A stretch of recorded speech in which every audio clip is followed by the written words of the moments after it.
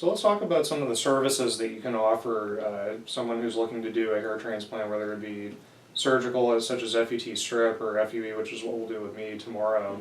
Tell me a little bit more about the services that you offer here. Well, obviously the main approach with our patients is to assess their needs, see what's appropriate for them.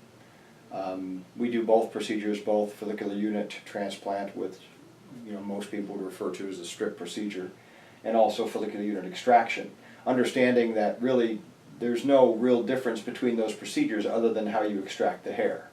So the hair restoration process is a surgical process. It involves an initial part, which is the removal of the donor hair, and then the second portion of the process is to create recipient incisions, and then of course dissect the hair and then transplant the hair into those recipient incisions one by one.